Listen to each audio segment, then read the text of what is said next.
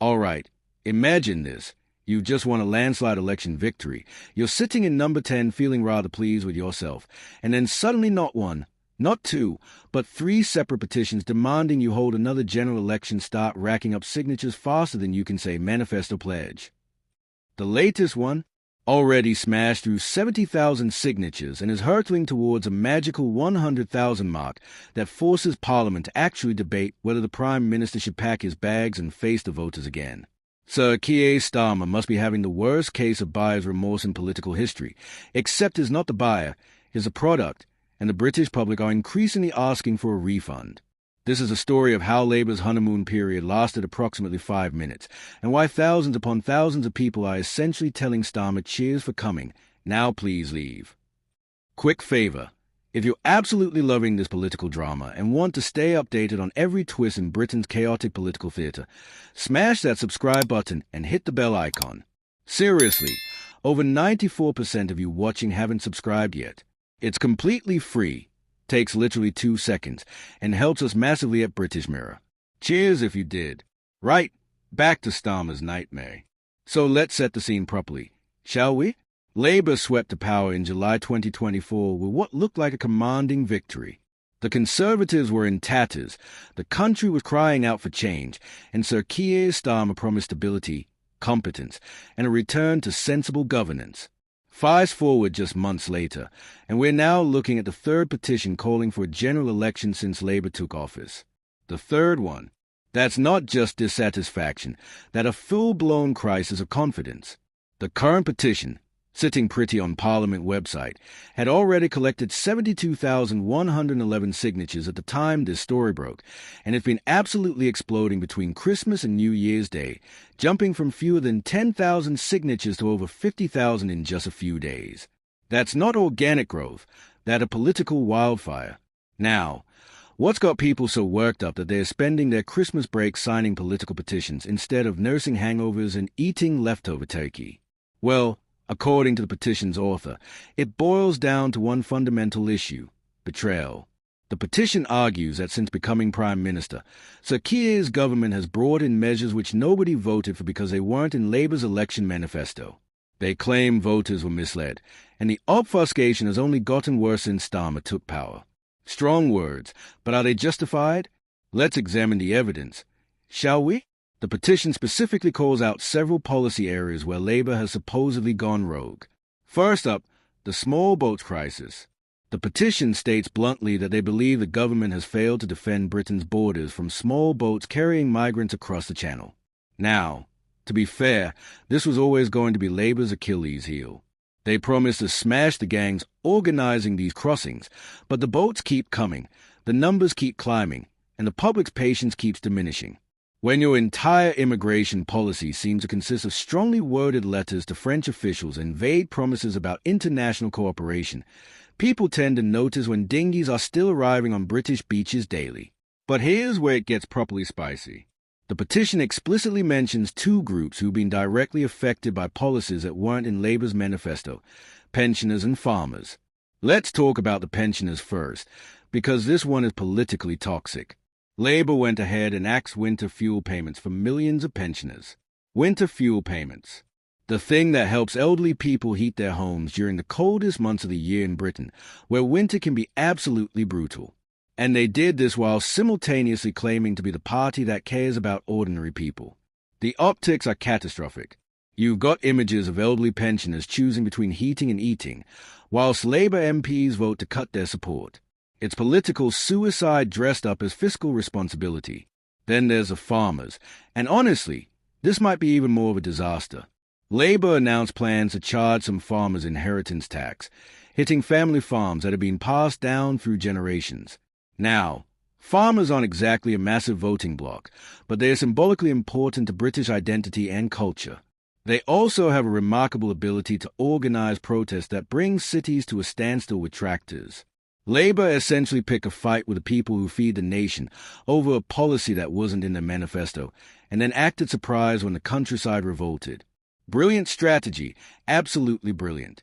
What makes both these situations even more damaging is that Labour actually U-turned on both policies amid fierce public backlashes. So not only did they implement unpopular measures that weren't in their manifesto, but they then demonstrated they didn't even have the courage of their convictions to see them through. They showed weakness and incompetence simultaneously, which is quite the achievement in political mismanagement. If you're going to make unpopular decisions, at least have the backbone to defend them properly rather than flip-flopping at the first sign of trouble. The petition concludes with a statement that's both dramatic and rather damning. Our country cannot go on like this. Dissolve Parliament and call a general election now. That's not the language of mild disagreement. That's the language of complete loss of faith in the government. And remember, this isn't some fringe extremist petition with a handful of signatures from conspiracy theorists. This is tens of thousands of ordinary voters, growing by the day, saying they've had enough. Now, here's where the mathematics get interesting and potentially terrifying for Starmer. If this petition reaches 100,000 signatures, which seems increasingly likely given its current trajectory and the fact it runs for 6 months until June 10th, it will be considered for debate in Parliament's Westminster Hall.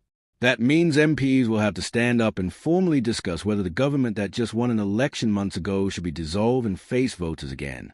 The embarrassment alone would be excruciating for Labour, but the political damage goes deeper. It keeps the narrative of a failing government in the headlines, it emboldens opposition parties, and it makes Labour MPs nervous about their own electoral prospects. This isn't even the first time Starmer's faced this particular humiliation.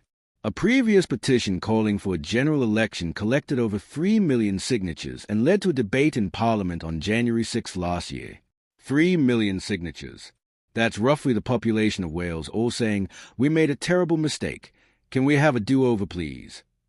The Labour government's response at the time was predictably bureaucratic and uninspiring, focusing on fixing foundations, rebuilding Britain, and restoring public confidence in government. All the usual political waffle that means absolutely nothing in practice. Asked if things had turned a corner in 2026, Preston is unequivocal. Not at all. I think optimism is an astonishingly low level. People feel very negative, very pessimistic. They feel hostile, frustrated, and angry everywhere, and it's going to take a long time to fix that. This is about public psychology, not just economics. Even if objective conditions improve, people's subjective feelings of pessimism, frustration, and anger are deeply entrenched and won't shift quickly. And those feelings are what drive voting behavior and political outcomes.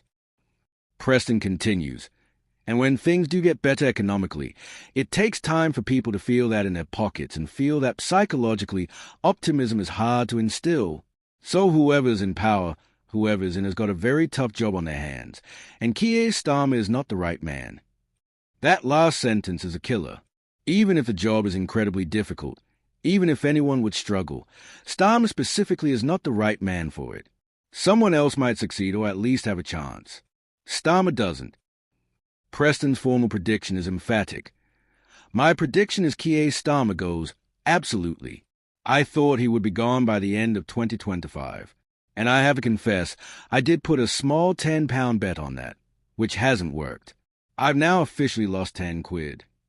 The fact that he actually bet money on Starmer being gone by end of 2025 shows this isn't just punditry. Preston was confident enough to wager on it. He was wrong on timing, but maintains his right on the ultimate outcome. I think most people feel that he will be gone. Most people don't think it's certain. I think it's almost certain he has to go. The football manager analogy Preston uses is perfect and devastating. Labour cannot improve. It's like a football manager when the club is at the bottom of the league. 3/4 of the season have gone, and your only chance now is to change leadership. You swap managers. This captures the logic of leadership change when recovery under current management seems impossible. You're not necessarily sacking the manager because they are bad. You're sacking them because the situation is beyond salvaging under their leadership, and only change offers hope. When Dawn Neeson asks who would replace Starmer, Preston immediately names Andy Burnham as the popular choice at the moment. Burnham is currently mayor of Greater Manchester and doesn't have a parliamentary seat, but Preston dismisses that as a minor obstacle. He doesn't have a seat, but that's easily doable. I think Clive Lewis came forward and offered his seat, which he really shouldn't have done, that undermined Keir Starmer in early December. I think there would be plenty of people that would step forward and do that knowing they'd be compensated down the line by the Labour leader. This is where the prediction gets really interesting because it outlines a specific mechanism. Burnham becomes Labour leader. Some Labour MP, probably in a safe seat, agrees to stand down and trigger by-election. Burnham stands in that by-election, wins easily because of the safe Labour seat, enters Parliament, and becomes Prime Minister. The MP who stood aside gets compensated with a peerage or some other position. It's been done before in British politics and could easily be done again if Labour decides Burnham is their salvation. Preston's analysis of Reform UK and Nigel Farage is also insightful. He notes Reform is polling around 28% on average, and even if they drop to 25%, they should be very comfortable because that's still historically high for a party of their type. But he identifies a psychological danger. The problem is, it's at momentum, isn't it? If it were to carry on, and when you fall, like with football, when you have a bad run, people start fighting, infighting, causing trouble behind the scenes, and that's a very difficult job for a manager to handle. Preston raises a question about Faraj's leadership, and the question is, if they dip down to 22% and there's infighting, is Nigel Farage the right man to manage that? This parallels his Starmer critique. It's not enough to be good when things are going well. Leadership is about handling adversity, managing declining momentum, preventing infighting. Can Farage do that? Preston seems uncertain. The broader context for all of this is Labour's catastrophic polling. They are being hammered across almost every metric. Approval ratings are terrible. Economic confidence is low. Trust in government is cratering. The contrast between pre-election promises and post-election reality is stark. Voters feel deceived, disappointed, and angry. That's the environment in which Starmer is trying to project optimism and hope, and it's simply not working because he doesn't have the personal charisma or political capital to overcome it. Preston's sympathy for Starmer actually makes his critique more powerful. He is not gleefully predicting the PM's demise out of partisan hatred. He genuinely feels sorry for Starmer's impossible situation, while still concluding that he's doomed. That's more devastating than pure partisan attack because it suggests even sympathetic observers see no path forward for Starmer.